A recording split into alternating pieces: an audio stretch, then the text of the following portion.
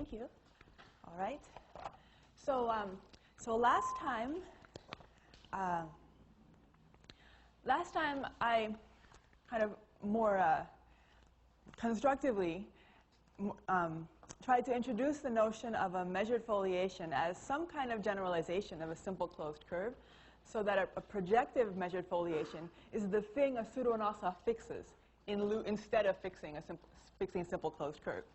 This time I promised you some more formality, so I'm going to give some definitions.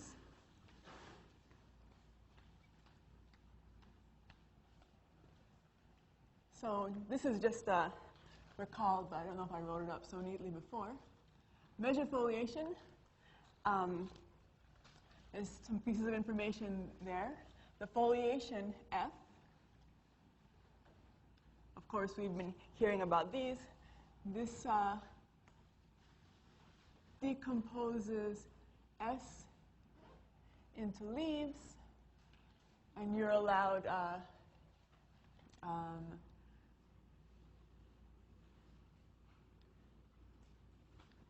you have to have singularities, and they are these k-pronged singularities we drew yesterday.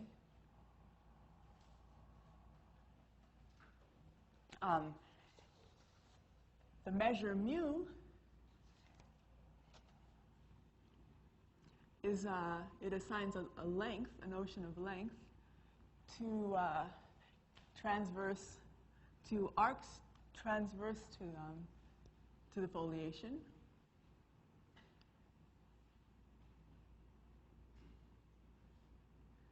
And the point is, this length should be invariant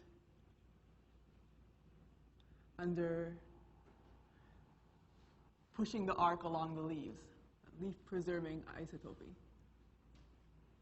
So each point on the arc moves along the same leaf the whole time. So this really just looks like you would think. This is locally diffeomorphic to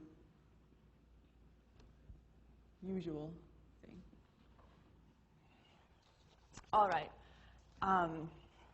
And a transverse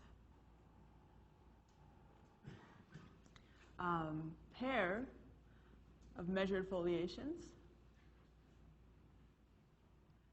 To be transverse, you just need that the foliations are transverse. It will follow from that the singularities are the same and of the same type. Okay? So what a pseudo-Anosov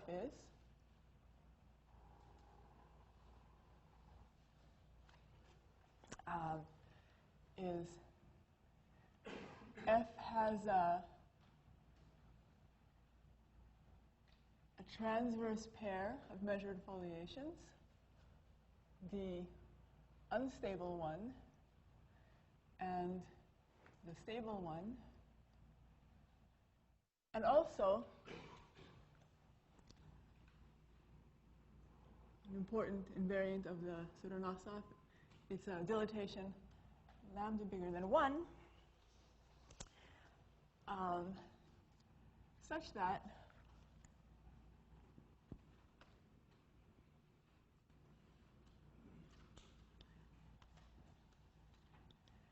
so what F does to this measured foliation is it keeps the foliation the same, and it scales the measure, and for the other one, S. Again, the foliation is the same, and the measure is scaled by the inverse. And so what this means is, I wanted to make a note of this. So how you measure an arc in the image of the measured foliation is that you pull it back to the original place, and then you measure it there. Okay, so that's a pseudo-Anosov. And a projective measured foliation just means that you ignore scaling. So that means that the pseudo-Anosov is fixing these projective classes.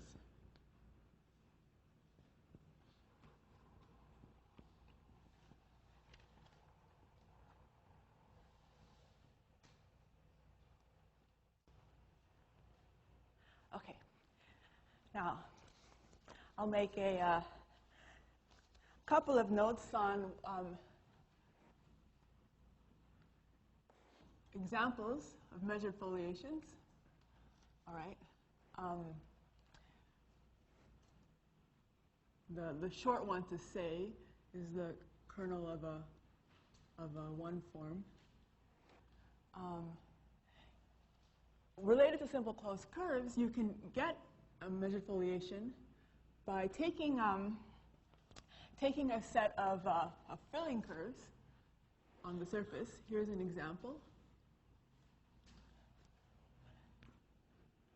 Thicken a set of filling curves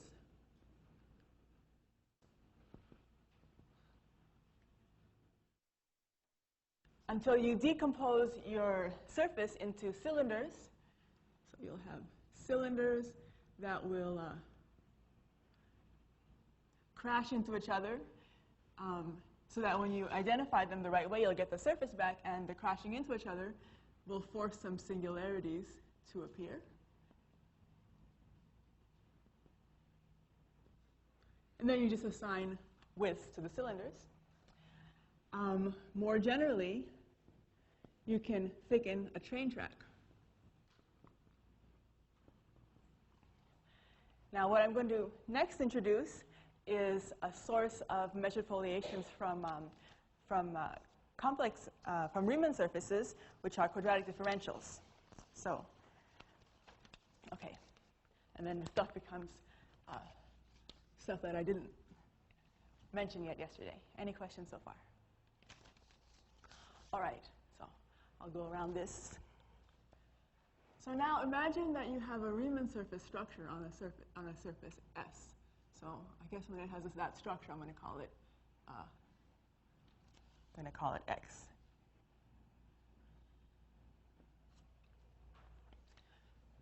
Now a quadratic differential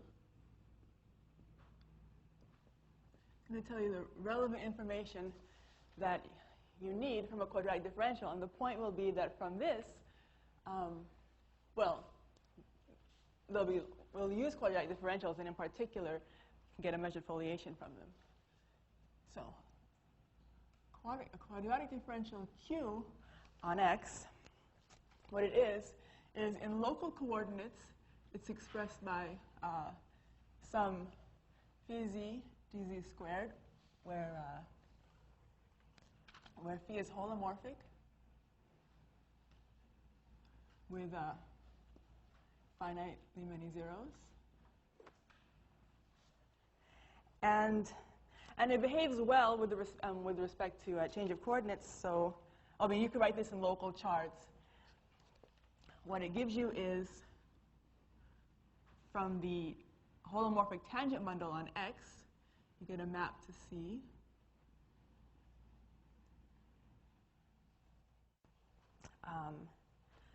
Such that you take a vector and you take its reverse, you get the same thing.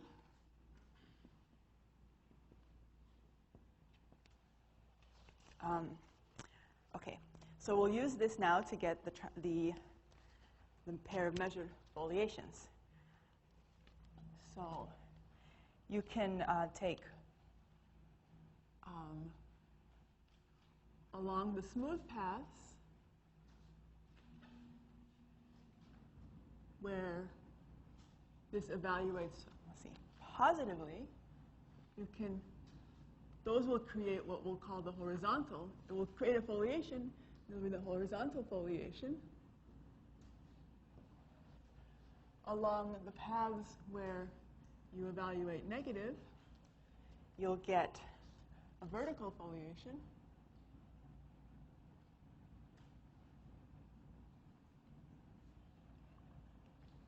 The zeros will correspond to singularities.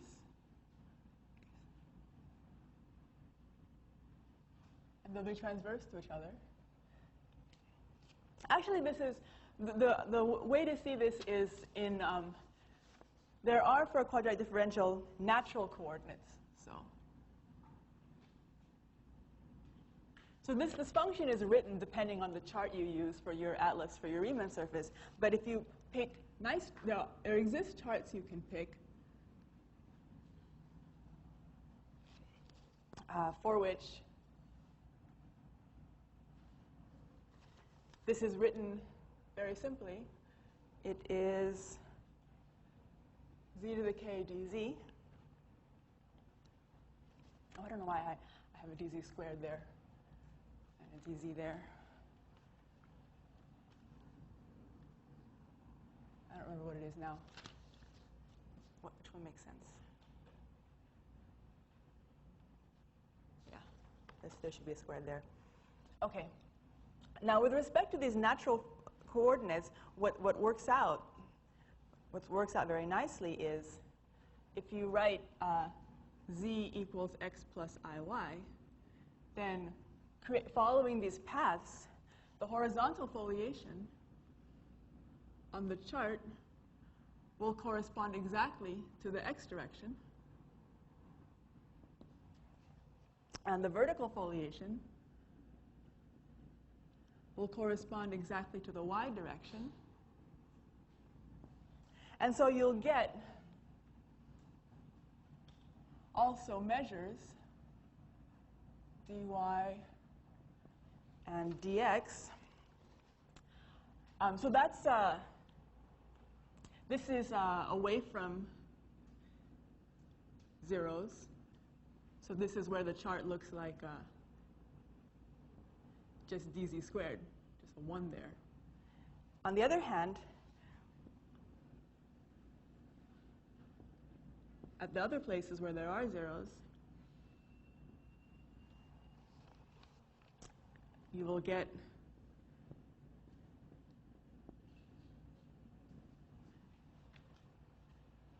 k plus 2-pronged singularities. Of course, a 2-pronged singularity is really nothing happening. Then, so starting at k equals 1, you get 3 and larger pronged singularities. Okay. So what happens then is that this Q right here, this quadratic differential, it induces a singular Euclidean metric on the surface. It is fair to think about this. It's literally gluing together, recreating the surface by gluing together rectangles. And sometimes if you have to glue together multiple rectangles at a point, you're going to get one of these so many pronged singularities. Just going to make some comments. From a pair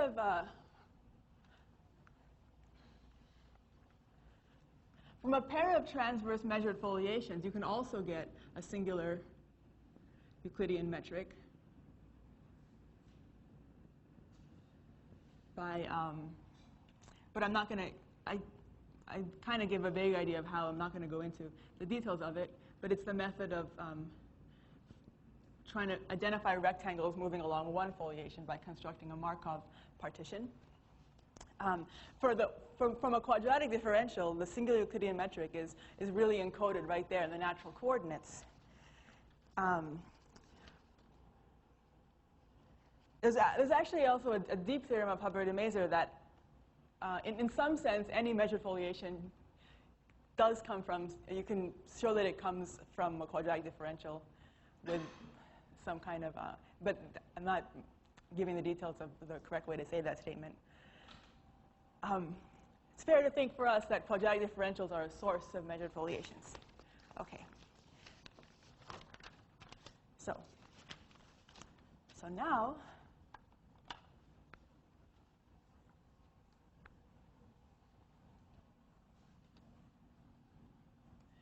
Now, since we already are moving to thinking about surfaces with Riemann structures, we're going to bring up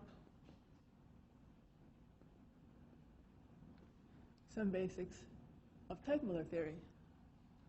All right. So the Teichmuller space of a surface S is the same thing as the space of marked Riemann surface structures on S, modulo some kind of appropriate equivalence. And by uniformization, a Riemann surface is the same thing as a surface with a hyperbolic metric. They're in a one-to-one correspondence. So when it's convenient for us, we can also think of it as the space of marked hyperbolic surfaces, modulo some kind of equivalence. And now I'll give a more precise definition. So this is, the points here are pairs. They're pairs, a Riemann surface and a marking F.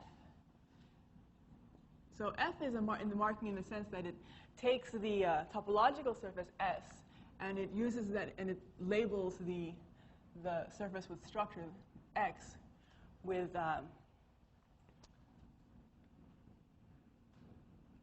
that information. So it's a diffeomorphism from S to X, where X is a Riemann surface, or I'll write in parentheses the alternative, or a surface with a hyperbolic metric, and the equivalence. So let's write that out. So two pairs are equivalent exactly when. So I can mark X with S, and I can mark Y with G, and I look at the change of markings, GF inverse, and I'm going to consider these the same point if this is isotopic to a conformal map, or isotopic to a map that preserves the relevant structure. So if it were hyperbolic, and in the parenthetical case, if I thought of these as hyperbolic metrics, then this better be an isometry. So parentheses means the other interpretation, the hyperbolic interpretation. Okay, so this creates, I'll recall what we need quadratic differentials when they come up again. So this is, so far, just a bunch of points. But in fact, it comes with a topology. Quickest way to give a topology is it is the same thing as the set of discrete, faithful representations of pi1 of the surface into PSL to R modulo conjugation.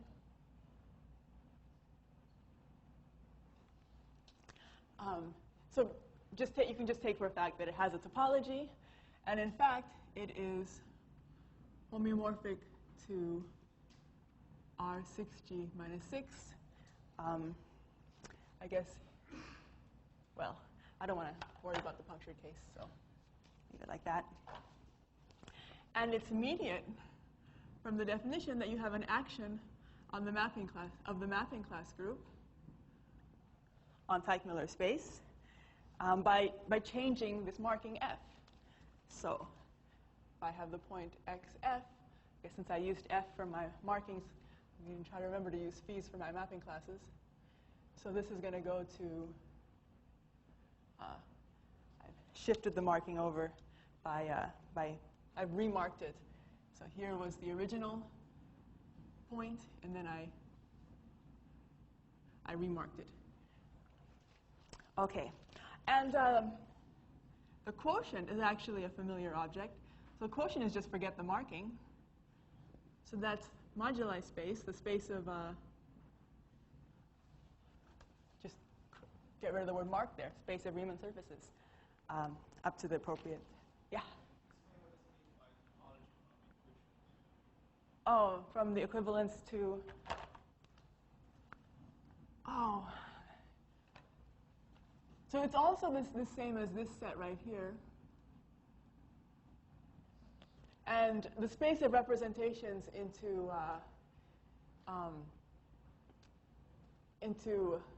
a group with a topology like this one also comes with its own topology. So you look at how you describe what it means when points are close to each other. You look at where the generators are sent.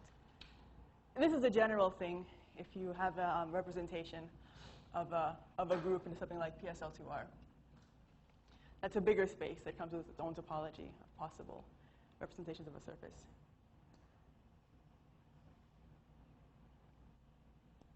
I'm not, I guess, explaining that well. That topology is not going to be so important for us because actually what's going to be more important is the metric structure on Teichmüller space.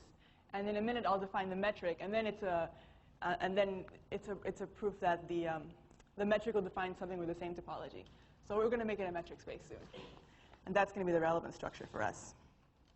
All right, yes, that's really what I wanted to get to.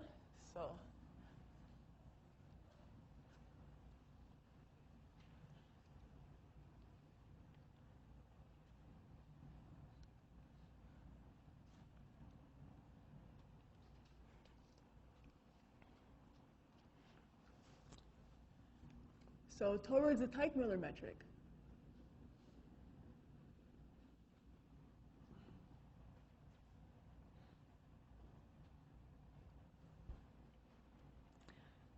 Before Teichmüller, I mean, without Teichmüller's theorems, this is just an interesting space parameterizing possible Riemann surfaces, and that is a theorem that you actually have some geometry on this space. And that metric is going to be important for, it's the Teichmüller geometry that's going to be important for our application to map to the action of the mapping class group. What's going to happen is this is going to be an action on here by isometries.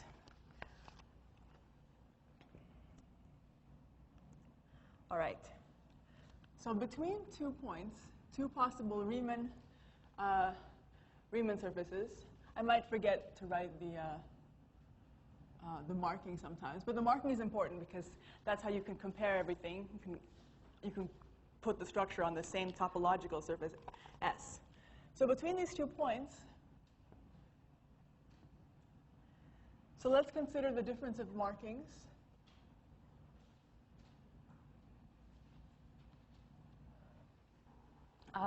This GF inverse.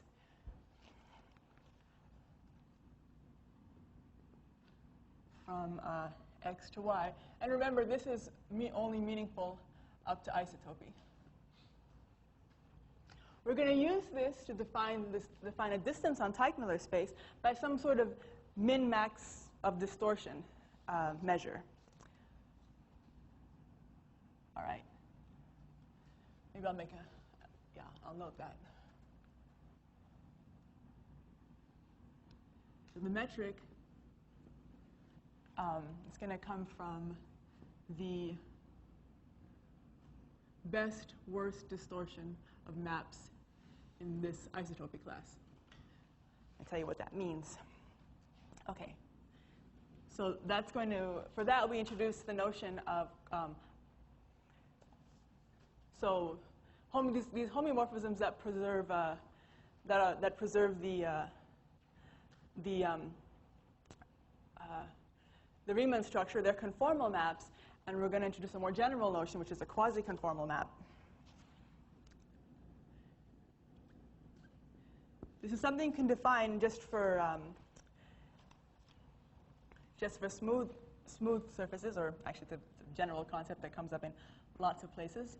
But let's just consider almost everywhere differentiable diffeomorphisms from between X and Y. or diffeomorphism, but except for finally many points, we don't need to worry about. We only care about all but finally points. It's also, you can also think of it that way. And a point. So usually, DH exists. We want to consider those points.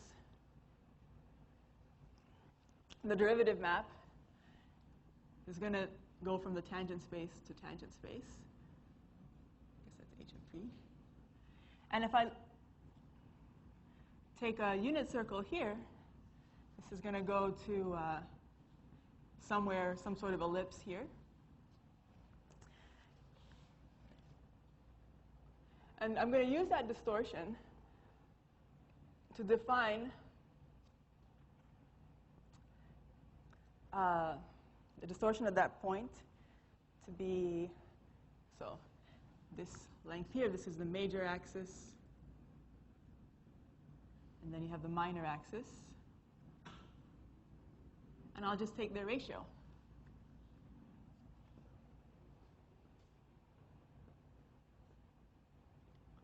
So I've got this measure. I've got this number that's telling me how much I'm distorting at any point,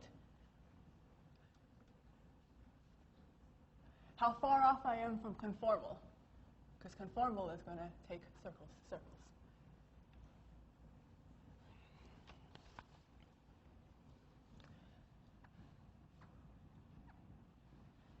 So KH is going to be just the worst case scenario, the supremum of all these values over wherever they exist.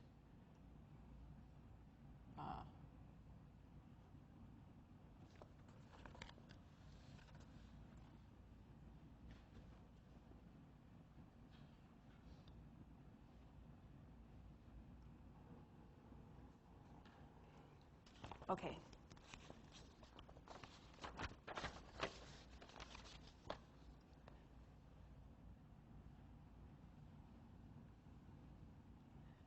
If KH is bounded, then we say that H is quasi-conformal. And it's a fact that X and Y being compact, within, isotopic to H, you can find a quasi-conformal map. Some facts about these. In fact, this is equal to 1 precisely when H is honestly, or really is a conformal map. If I multiply, if I compose maps,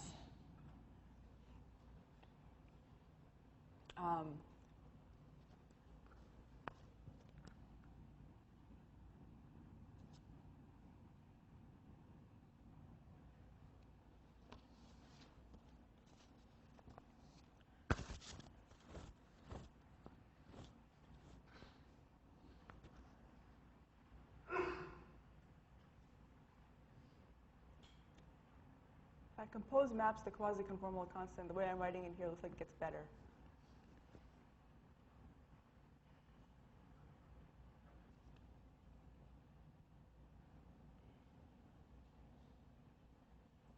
Oh yeah, the worst case scenario is that the quasi-conformal the quasi-conformal constant of the composition is no worse than the product of the quasi-conformal constants of the original maps. Yeah. That makes sense. And this is actually a quality, of course. So conformal maps don't change this. And also, it's invariant under inverses.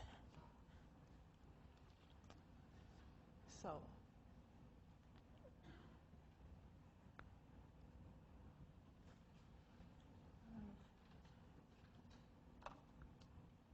okay, so Teichmüller's theorems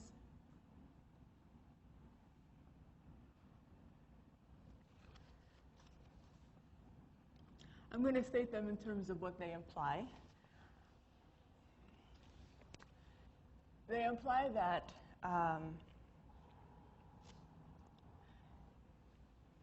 if you consider the difference of markings, GF inverse from X to Y, you can find a unique H in their isotopy class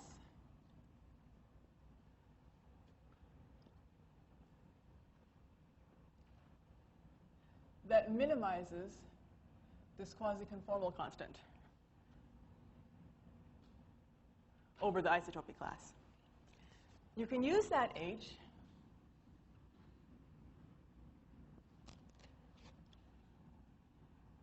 to define the distance. The distance will be the distance between the 2 points is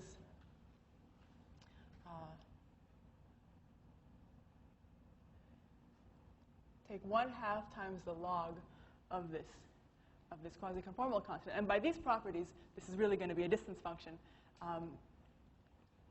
0 exactly when, it's completely going to be metric, 0 exactly when X and Y are equivalent, or are the same point, and generally positive, independent of direction, and fulfilling the triangle inequality. But Teichmüller's theorem is more than that. It's actually, Teichmüller's theorem is solving the puzzle of what is, how do you describe the best possible, the closest to conformal map between two Riemann surfaces. And what Teichmüller shows is that this special minimizing map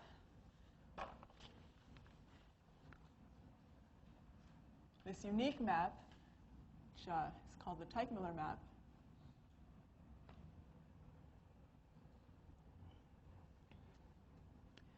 has the following property. On X, there's going to exist a quadratic differential QX, and this is when you can think of this as the initial quadratic differential. Y is going to have a quadratic differential QY.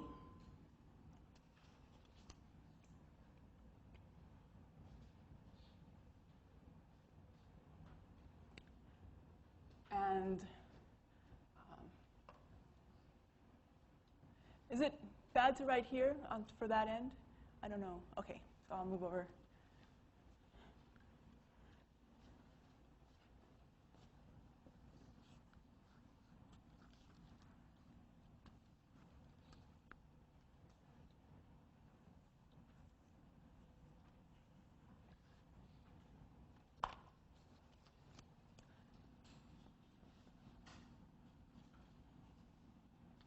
So this Teichmüller mapping H takes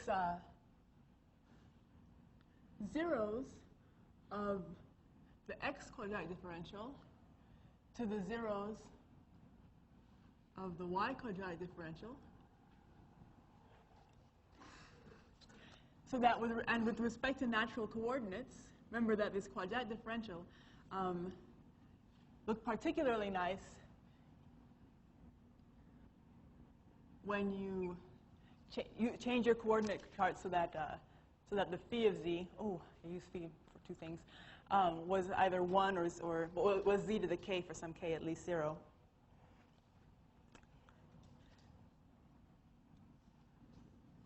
So if you write what it's doing to the charts and you express z as x plus iy, then this map is going to take a point to well, on that chart, locally, it's going to look, so this is going to sound like a deja vu.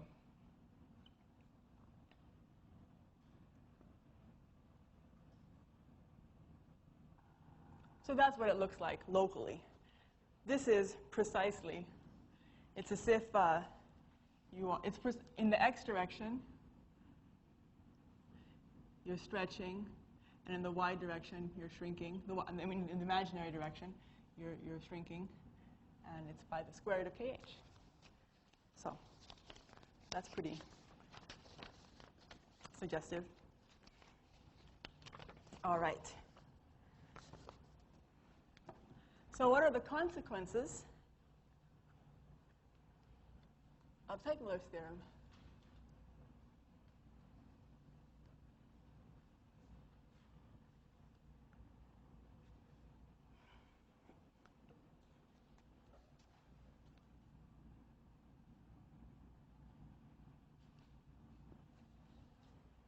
So first of all, Teichmüller space with this metric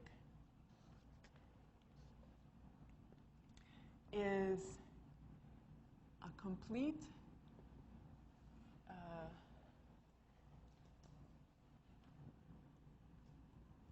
uniquely geodesic metric space.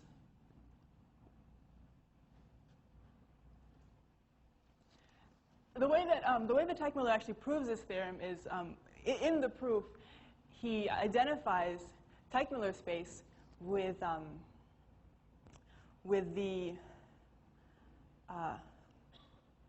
so the space of quadratic differentials that's a vector space, and the existence part of this H comes from identifying Teichmüller space with the unit ball in the space of all quadratic differentials.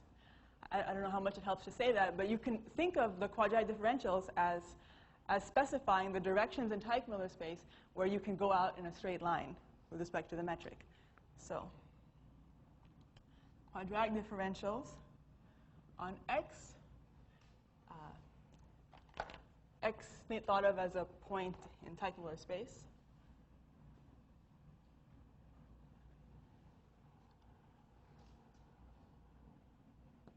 determine the geodesic rays emanating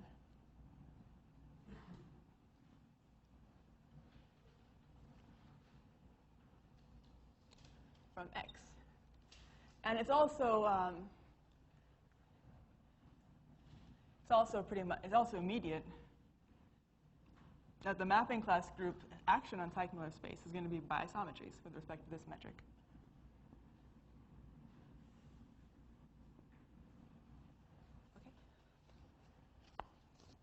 All right.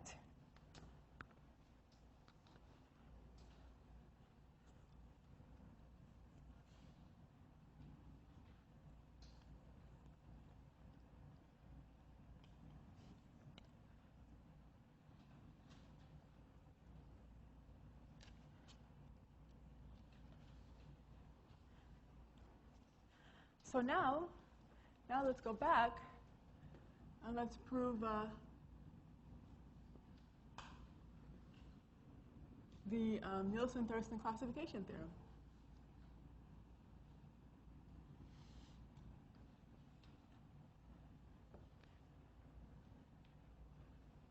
We're going to prove it by looking at the way that elements of the mapping class group act on this Teichmüller space. So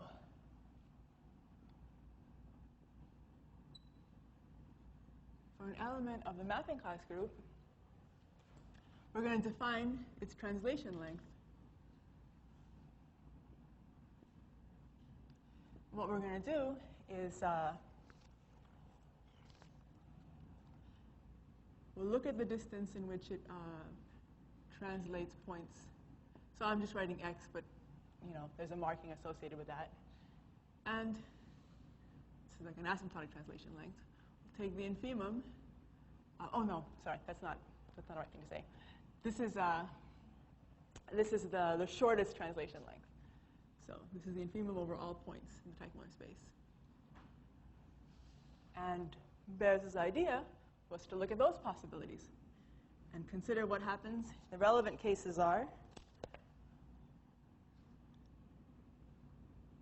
maybe I'll number them for reference. No, I don't need to number them. So first of all, this could actually be some positive number that's realized.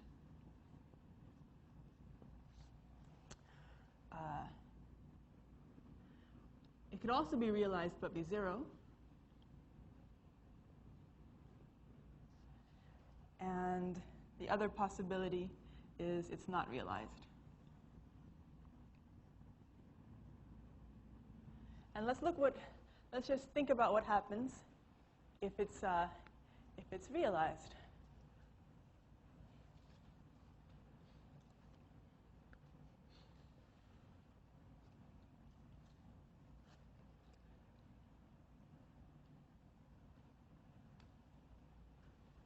So actually, from this point of view, once you're looking at it divided up this way, these two cases are the relatively easy case to analyze, and this case was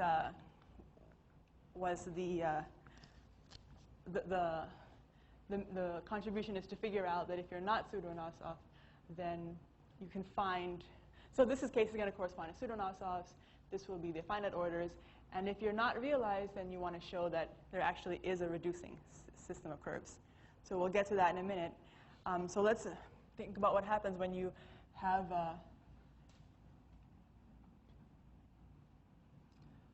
when you can realize this translation distance by some point x in Teichmüller space. Well, then this is actually completely general to an action on a metric space. If you consider the point x and phi of x, and you look at the image and you take the geodesic between them, Teichmüller space is uniquely geodesic, and then you act again. So a priori, this is going to go to phi of x and phi squared of x.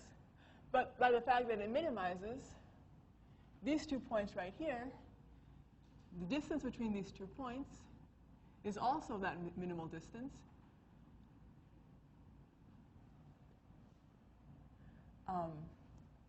Well, the distance between those 2 points is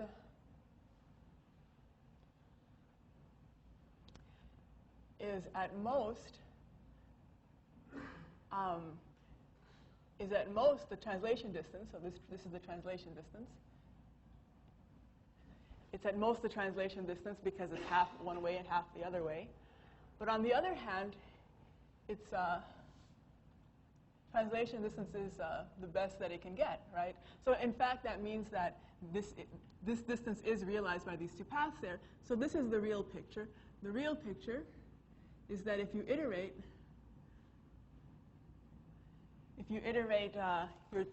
your mapping class on X and you take the geodesic between them, you will get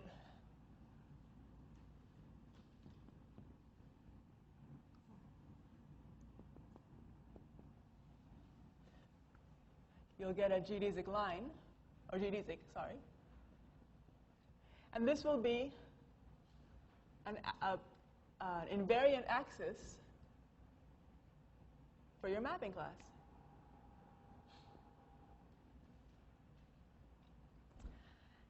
So you have an invariant axis, but what are, on the other hand,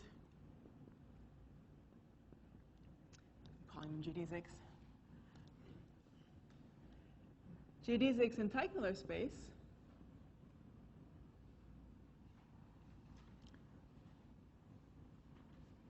correspond to Riemann surfaces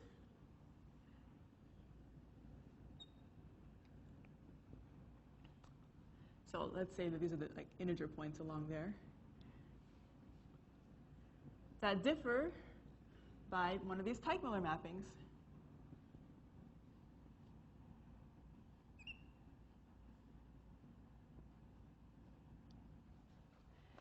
And the geodesics also correspond to a quadratic differential. And the quadratic differential corresponds naturally to a pair of transverse foliations. They correspond to the x and y directions. And the x and y directions are stretched and shrunk. So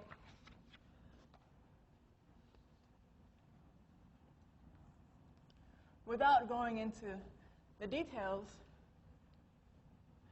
it's a matter of unraveling the definitions, and you find that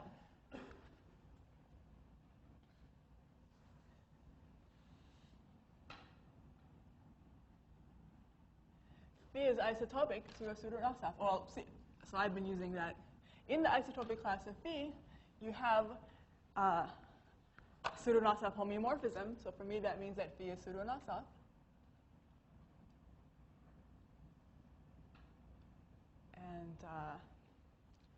And the lambda for phi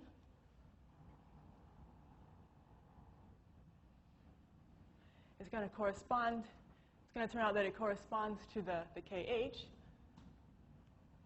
So the pseudo-Anosovs actually correspond to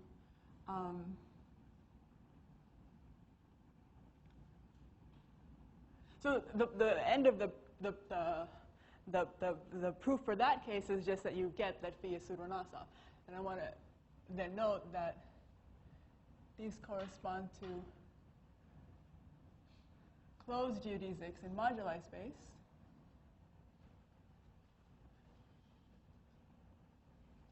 And the length is going to be 1/2 log of the dilatation. Although I get confused about when this 1/2 appears and when it doesn't appear. But as I understand it right now, there's a 1/2 there. OK. So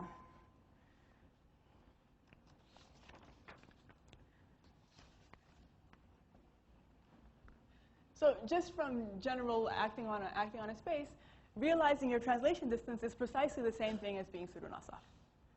We've got 2 more cases.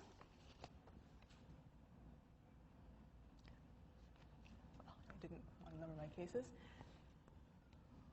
So what if, okay, so this case actually, this is also an easy case, and this doesn't need, so the first case that we did, that's what used the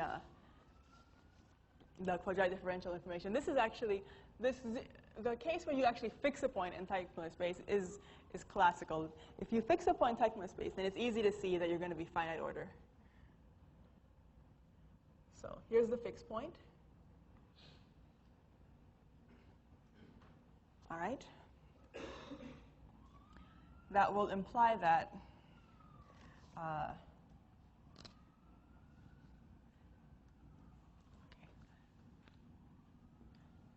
so the change of marking, so one detail is that the change of marking maps is actually a conjugate of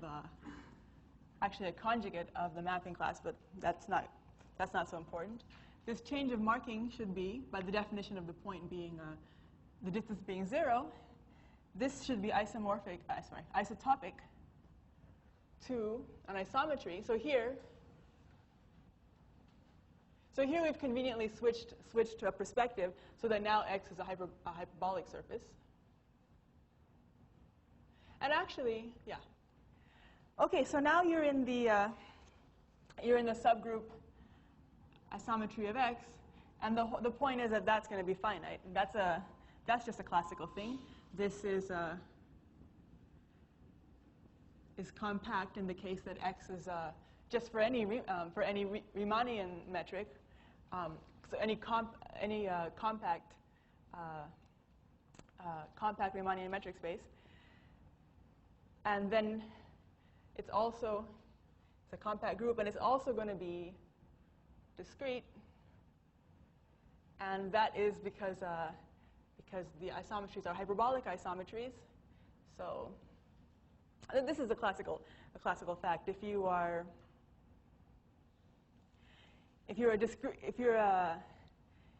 a set of isometries of hyperbolic space, you lift the isometries of your surface to hyperbolic space. It's going to be they're going to be bounded distance from each other on the hyperbolic disk because your surface below is compact. But if you're bounded distance and if you're bounded distance, then the only way that you can be isotopic is by being the same map. So I'm just voicing out loud how you conclude that this isometry group in the case where x is a hyperbolic surface is compact discrete, in particular it's finite. So that's a lot of words for the punchline that this element right here is finite order, and Same is going to be true for phi. So that gives you a finite order case. Oh, okay. Last case. Oh.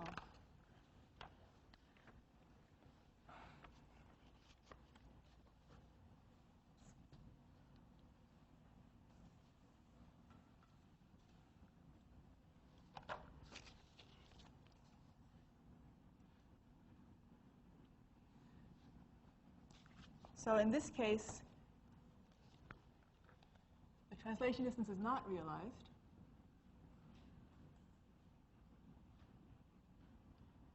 And the goal here is if it's not realized, we need to know that there exist fixed curves. Okay, so this is going to use some theorems. First theorem is a classical thing, which is that the action of the moduli space, mapping class group on Teichmüller space is properly discontinuous.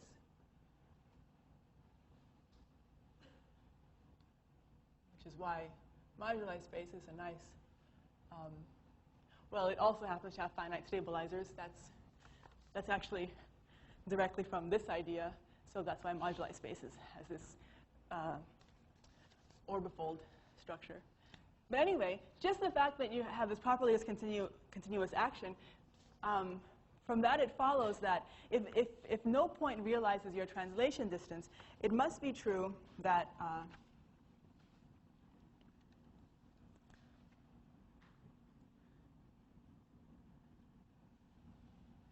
the only way to fail to realize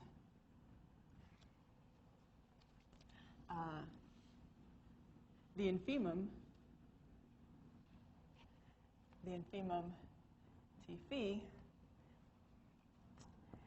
is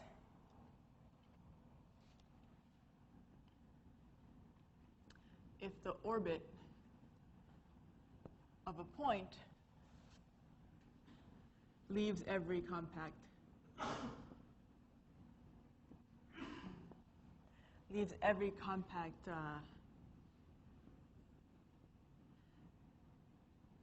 subset of moduli space.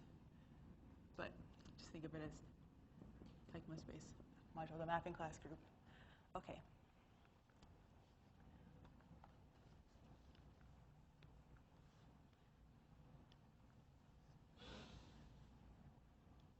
So the fact that you have points that are getting this is a reverse thing.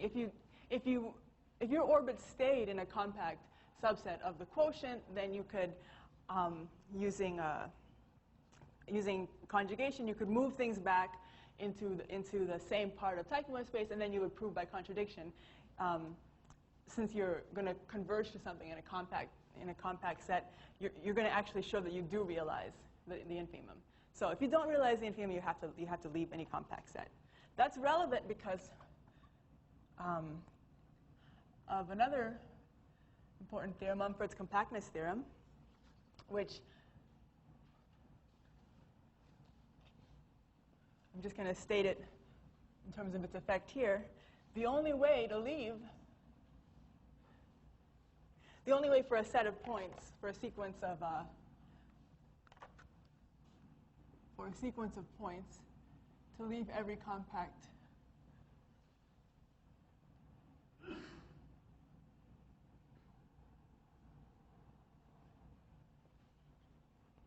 oh, I'm sorry.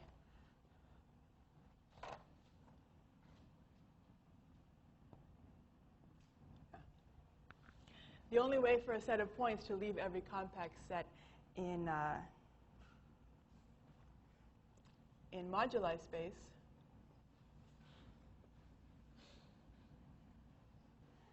is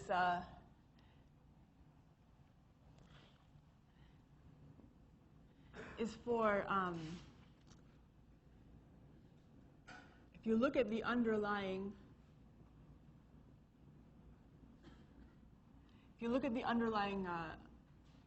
let's think of them as hyperbolic surfaces. If you look at the underlying surfaces here, the smallest curve, put it that way, if the shortest curve on xi goes to 0, So the only way to go out towards the ends of moduli space, towards infinity, is you're actually shrinking some curve. We want to use that shrinking to show that those curves are actually fixed by your mapping class phi. So just writing it without quantifiers, just qualitatively, there's a lemma of Wolpert on which says that nearby points in Teichmüller space have similar length curves.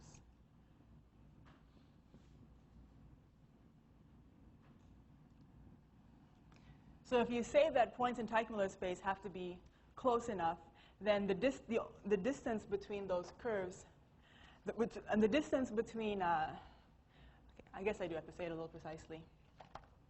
Okay, so if let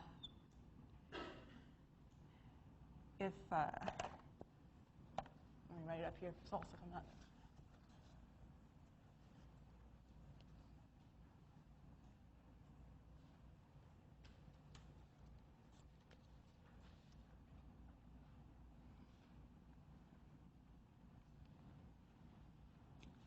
Well, okay, I'll put the quantifiers. Given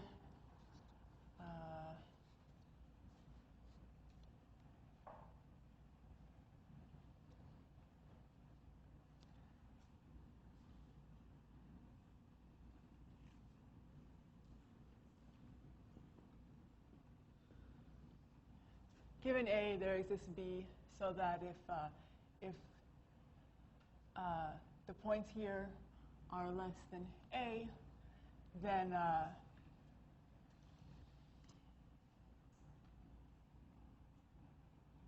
okay, so X is XF, Y is YG, F and G mark X and Y from S.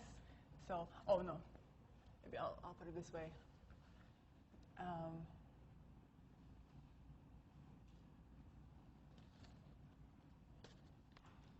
H from X to Y is the difference of markings. That's what I'm calling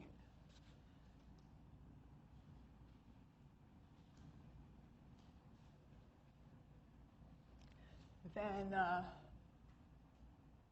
if gamma is a curve on Y, then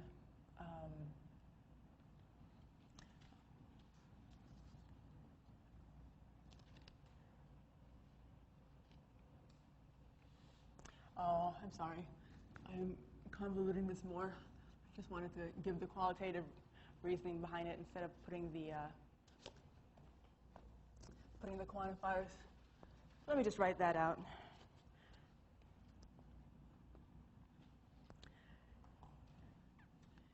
It's possible to choose X and phi of X so close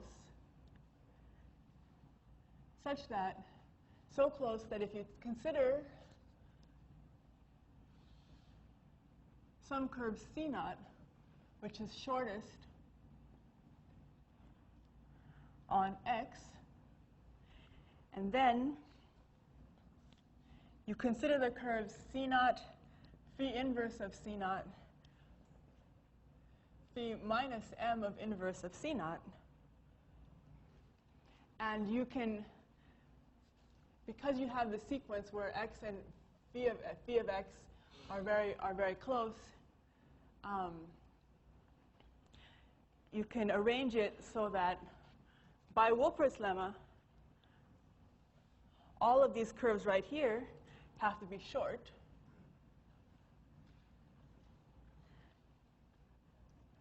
So that by the Collar lemma, which is a hyperbolic geometry fact, that says that if two curves are short, they have to be disjoint, because each short curve implies a large Collar area, and then where the other curve can't bump into it. On the other hand,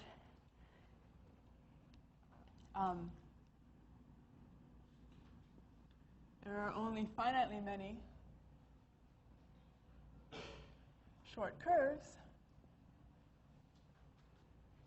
So if you do your quantifiers right, you can get m large enough. I'm sorry, there are only finitely many disjoint curves on the surface. So the point is you're now populating your surface. You're showing that there exist these curves right here that are all disjoint on the surface. And if there is a lot of them, there's more than 3g plus 3 of them, this is going to imply that some c naught and phi to the minus k, or equivalently c naught and phi to the k of c naught,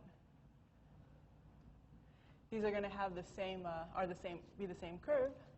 Oh, there's your fixed curve finally.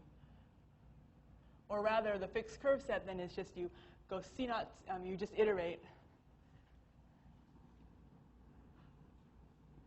phi, and then you come to the point where you repeat. So once you repeat it, you're back here, and so you have this fixed set. All right. Sorry, I think I kind of said that in a complicated way. But with these ideas, you have this nice argument by contradiction, where this nice construction of your fixed curves. Okay.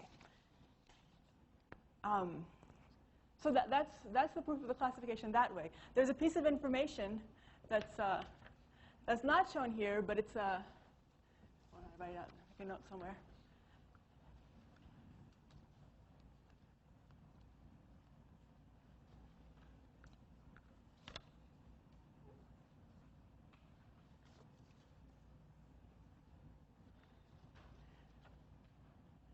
So what actually happens, so that this not realized case, we didn't really care about what the translation actually was. But what happens when T of phi is not realized but positive,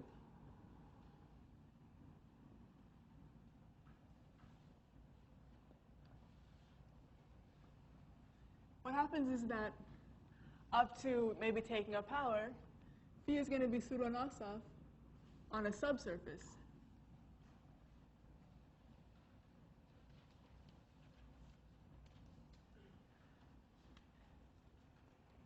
There's this picture you actually have at the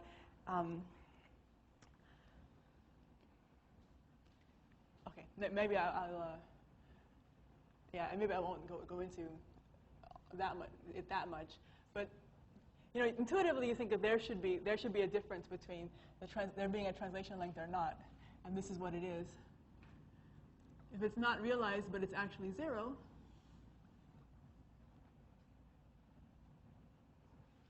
then phi is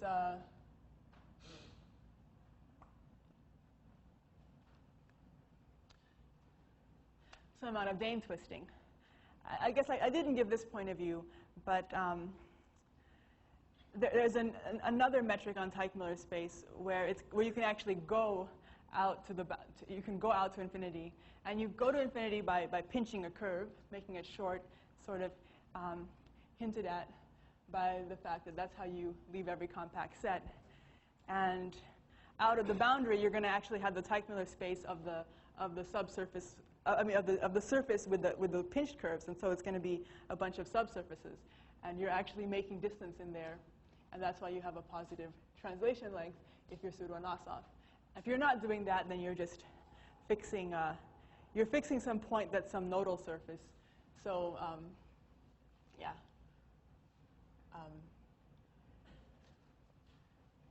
Maybe you can permute the nodal surfaces too. So then you can take a power. Okay. So I did want to actually go back to Thurston's perspective on this. I mean, after the fact, when you have the information, you use Teichmüller geometry to get to characterize mapping classes by how they act on Teichmüller space. You have the ones with the geodesic axis, those are the pseudo-Anosovs, and then you have the other ones. So that's one point of view. We just give an outline of Thurston's proof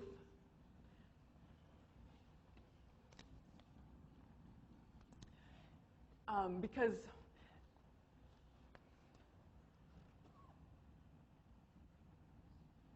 I mean, in order to get the picture that there is this classification, you build all this amazing structure of what happens when a mapping class acts on a surface, and you sort of want to put it in one big picture. So what Thurston thinks about is he thinks about all the simple closed curves.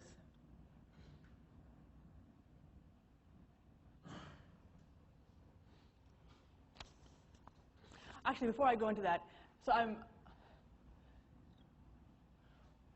there any questions? So that was the end of just the proof of the classification using Teichmüller space. Yeah. Yeah. Well, yeah. And the fixed curves, the core curves of the twist are going to be the curves that you fix, right? Yeah. Sorry, on the left side. Yeah. So the orbit, you mean like the dependent, or you want to say the orbit of? Right. Let's see. Let me think about that. Because the modular space actually has a point. No, that's right.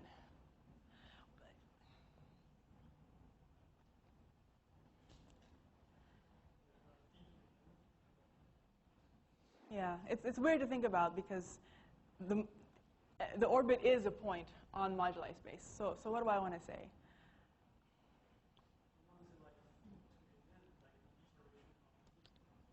Yeah, so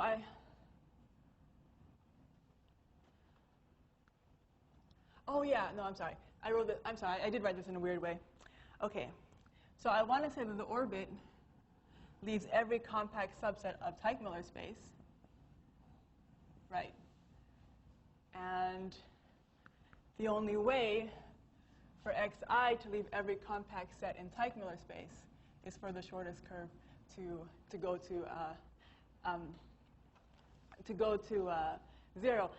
Okay, so I was actually trying to be more confusing to leave out the way that the statement is usually stated, which is that in the moduli space, you can define the thick part. So this is moduli space, denoted by this curly m. And the thick part are the points in moduli space where the shortest curve, where the surface's injective radius is more than epsilon, it's thicker than epsilon. And the theorem of Mumford is that this is compact. Okay, sorry, thank you. That's why I was mangling this a bit. So this is the theorem.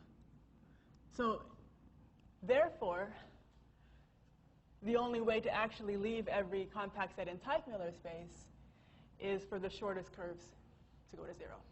Thank you for making me go back to that. Okay, other questions? Okay. So how is Thurston doing it? Think of all the simple closed curves on S and all the functions on simple closed curves. So just assigning lengths to all the simple closed curves, even if they don't make sense relative to each other. Then you can actually embed Teichmüller space into this gigantic thing. And you can also embed all measured foliations into this thing, because both give ways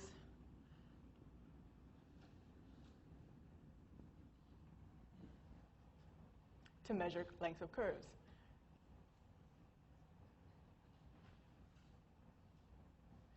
You can use the transverse measure of your measured foliation, or you can look at the distance in the hyperbolic surface, the underlying hyperbolic surface of the point in Teichmüller space. Okay, and then a hard part is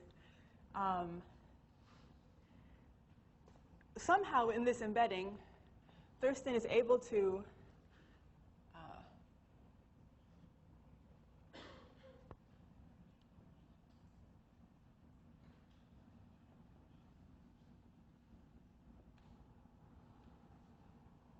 So also in this,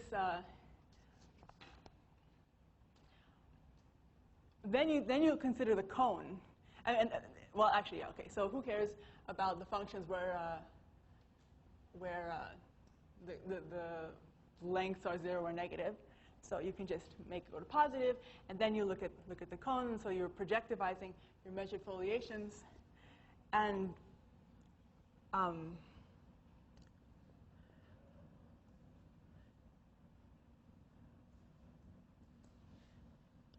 the really interesting thing is that the projectivized measured foliations and the Teichmüller space form a closed ball.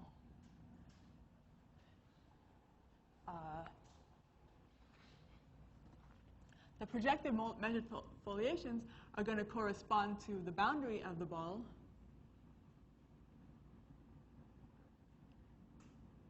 The closed ball is also, of course, because it's a homomorphism, the identification is a homomorphism. The closed ball is going to be the correct dimension, the dimension of Teichmüller space. There's actually a way to compute the dimension of Teichmüller space based on, you just need to know the lengths of 6G minus 6 curves, and that's the dimension of Teichmüller space. Okay, so the projective measured foliations, that's going to be the boundary. The Teichmüller space is going to be the interior. And then you're going to apply, so it's also the same idea of looking at an action and looking for, well, in this case, you're looking for fixed points. In the other one, you're looking for points that are closest together. So you apply Brouwer's fixed point theorem.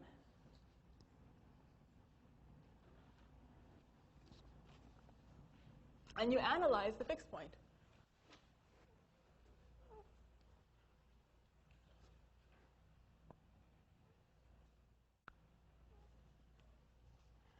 All right.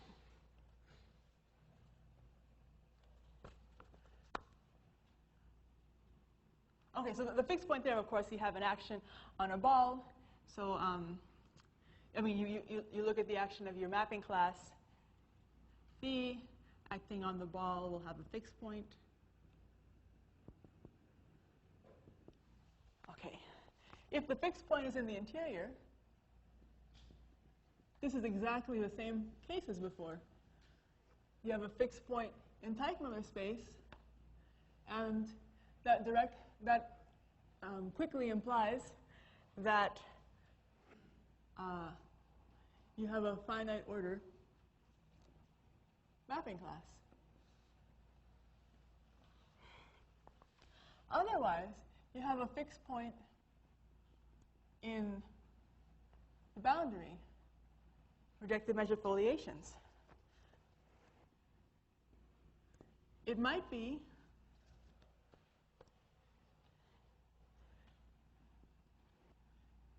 that the corresponding foliation has closed leaves.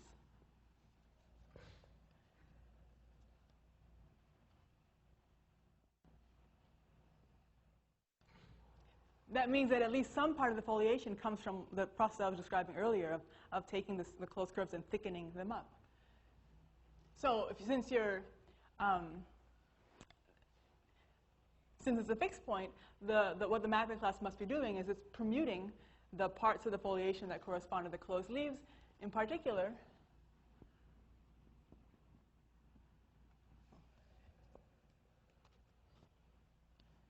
it fixes a finite set of closed curves. Those are the curves that which correspond in the foliation to, a bunch of curves parallel to that curve that all form closed leaves. Okay, if there are no closed leaves, then either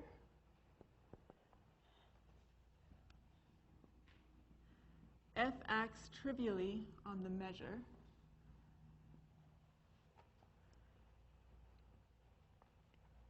so you can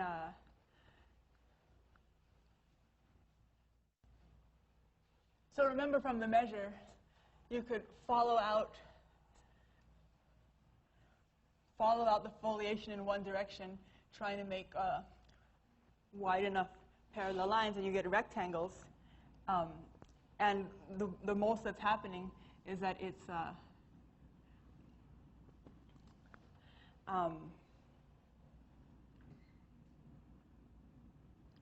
so if you think about it as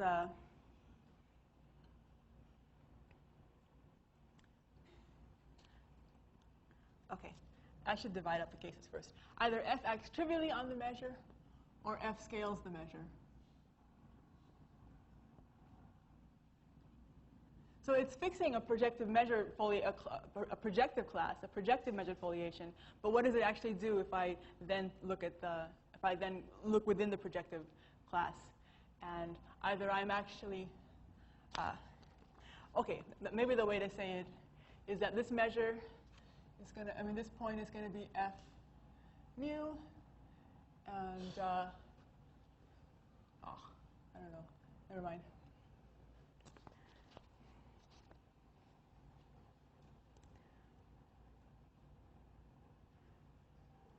Okay, so this point is going to be f mu, and since it's a fixed point, we're going to take it to f of this, and this is going to have to have the same foliation, so the measure is going to have to differ somehow. And if either the measure doesn't change, and then what you're doing is you're just permuting chunks of the measured foliation. So the punchline is that this is another way of being finite order.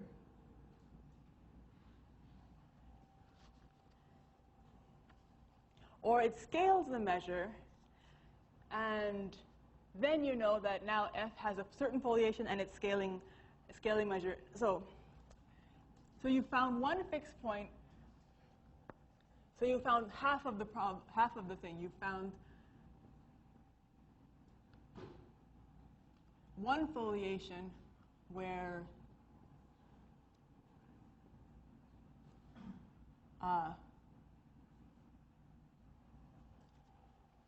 the action of f is to take it to lambda mu. I guess the picture here. So this is just the case where the measure doesn't change. Okay. This is actually the same hard part. Not the same hard part, but in tiny, tiny miniature, we sort of saw this last time. Somebody asked about this. You've got the one foliation. How do you find the other fixed point? So there's a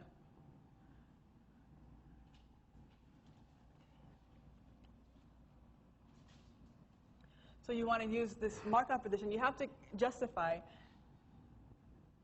that you fix another transverse foliation. And that's sort of an involved, that's a particularly involved part of the proof. Okay. But once you find the transverse foliation and you analyze how it acts on that, you've discovered, so you get the pair of fixed points. The nice big picture, so the proof, I guess, is accumulating bits of what a big picture is. But in the pseudo-Anosov case, what you have is you have Teichmuller space, and you've got this nice north-south dynamic. Somewhere at the boundary of infinity, you have a source and a sink, and those, in a specific way, actually correspond to the stretching and the shrinking foliations. And between them, through Teichmuller space, you've got this geodesic axis. And you're acting in this beautiful, simple, familiar north-south way. Okay. But there's yeah. Yeah, but if you do it this way, you just get the one fixed point. You get the one fixed point, and then you have to work to get the other one to finish up the characterization of the pseudo-Anosov as something that's stretching and shrinking along a foliation. If you think about it as something with an axis in Teichmüller space with a Teichmüller metric, then it just comes from the structure of it just comes from what it means to be geodesic in Teichmüller space. Okay.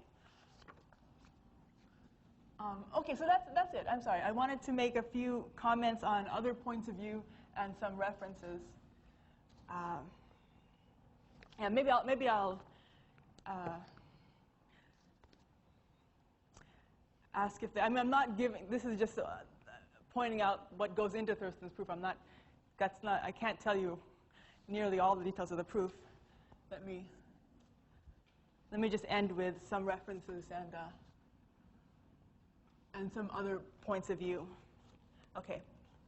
So a lot of the details for the way that, so an overall reference I mentioned yesterday already. This is primer on mapping class groups, and that's the perfect place to find all of this information. Now that's an encyclopedia of points of view on things. And it bears proof, the details of the proof of the classification as I outlined it.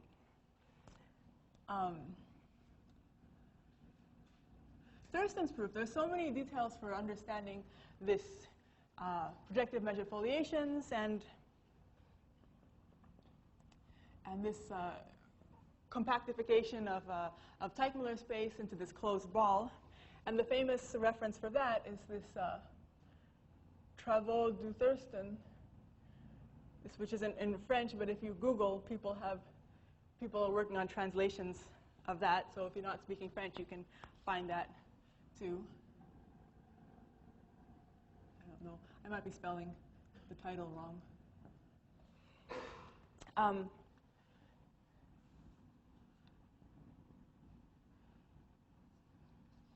You can. I mentioned this yesterday. I want to bring it up again. Sorry, I'm almost done. I think I just want to mention some things. So, Vesvina and Handel have a combinatorial way, an algorithm actually, for finding the train track. Well, it's an algorithm which either stops with a proof that your mapping class is reducible. You actually stop and find a reducing curve, or you find a train track, and once you find the train track, you can look at what the map does to your train track, and then you can find and the matrix created from the branches is going to give you the dilatation, and the train track itself is going to show you the shape of the foliation. So that gives you all the information of a pseudo-Anosov mapping class.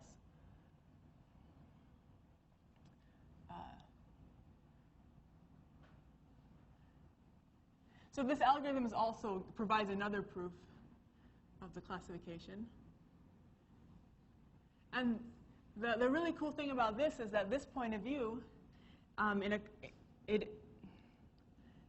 this point of view translates over to the group of outer automorphisms of a free group, which in the punctured surface, which contains the mapping class group of punctured surfaces, but there's much more ways that you can this is automorphisms of the free group modulo conjugation, which are the inner automorphisms. So you can think of mapping classes just on how they act on the fundamental group, and if the surface is closed, it's actually the same. You're pretty much thinking of the same thing. The surface is a puncture. There's a bigger creature here of all the automorphisms of the free group, and you can start analyzing that with your intuition from the mapping class group, and lots of things transfer over. And one of the really cool things, fundamental things that translates over is the train track perspective.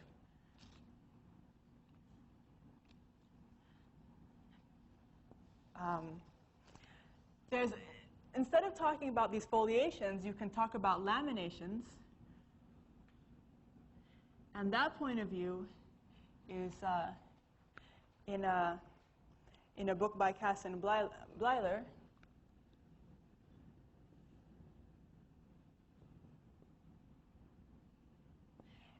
And there's this,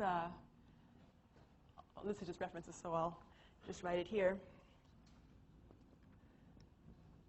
So there's a lot of details to it, but there's a dictionary between train tracks, foliations, and laminations. Laminations are geodesic one-manifolds on the surface.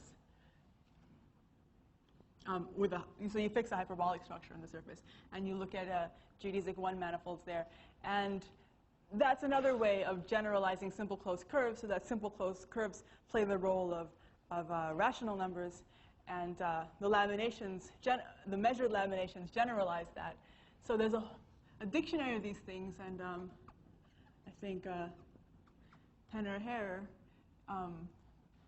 in working on train track details, sort out a lot of that. And something that I think is also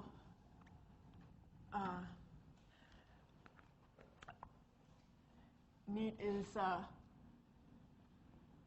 Bonahone has a perspective. So this is not anymore on the question of classifying mapping classes, but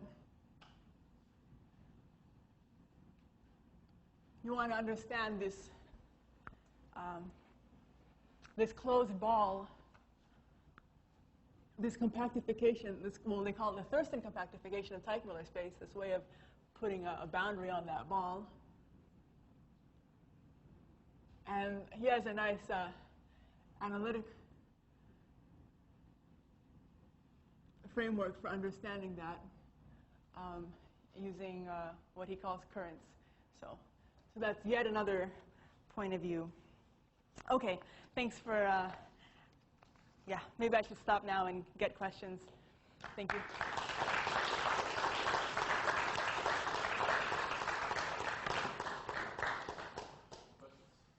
Yeah. So for the pseudo-Anosovsky case, for the sort of compactified Teichmüller space, and you can keep up the pseudo-Anosovsky mapping class acting on it, so that it kind of moves this geodesic axis, and then everything else on the boundary is kind of fluid. Yeah. In the finite order and the reducible case, what's going on? So in the finite order case, you have some things pointed in the interior. Is it sort of like, are things crunching into that, expanding out of that? Oh, in the finite, actually, you know what, maybe this is, see, the thing is, if you are a finite order mapping class, then you are isotopic to a hyperbolic isometry. So you actually are fixing a point in Teichmüller space after the fact. So I don't know. Yeah, I don't know how to visualize. I don't know if this is just to. I don't know how this case can occur, because it's true that if you are.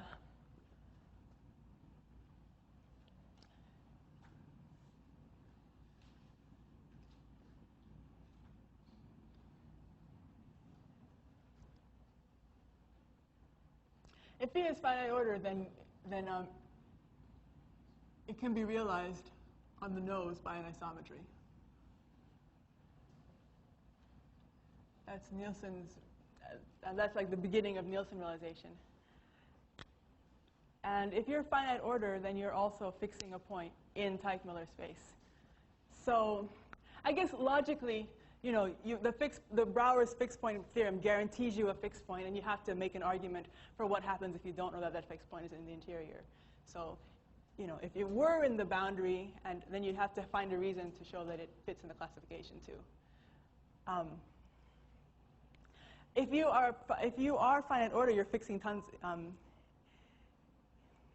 Yeah, I mean, you fix points in the interior, but you can also fix points on the boundary. You can fix a point in the interior, but you also fix points in the boundary too.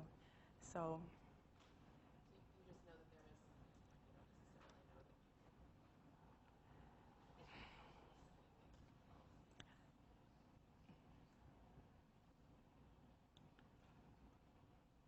So a finite order mapping class, yeah.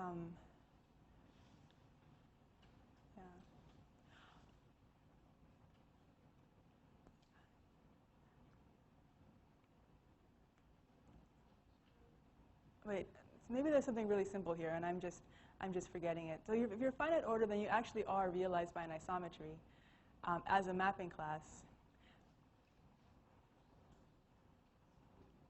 You know, and you're fixing, sorry.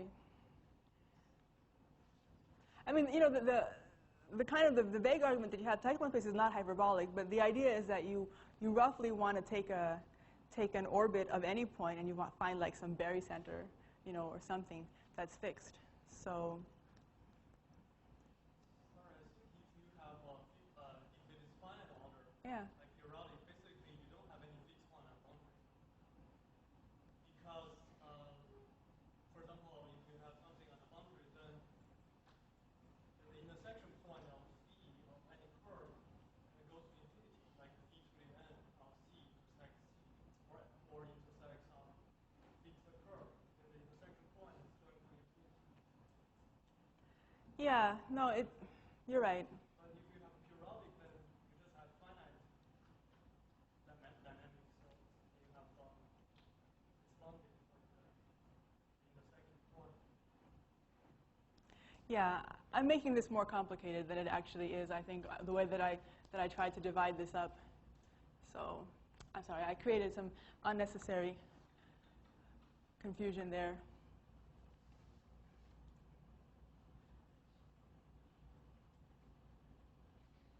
In practice, what actually happens is that your fixed point in PMF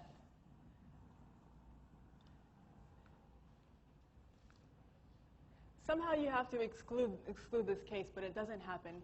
And I'm not really, I know I'm not saying that perfectly right, but if you want to know what actually happens, then you're right. You're an isometry with respect to some metric, and you actually are fixing a point in Takemura space. I confused myself. Sorry about that.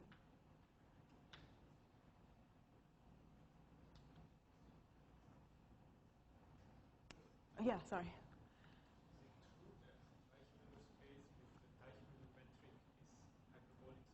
No, not at all. That's actually an interesting topic too. Is, you know, how do you understand the geometry of Takemura space? So we showed this metric on it, but Takemura geometry is a rich, giant subject also, and there are people's theorems about ways in which Takemura space fails hyperbolicity, but gets kind of close to it.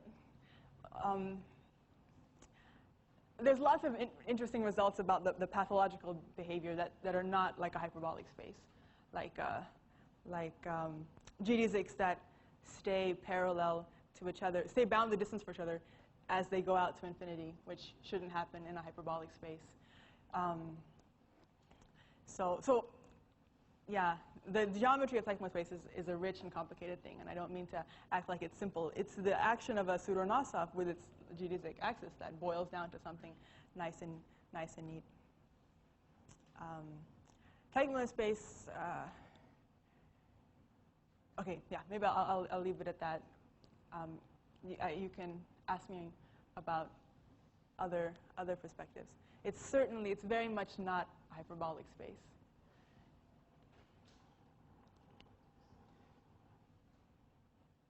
Other questions?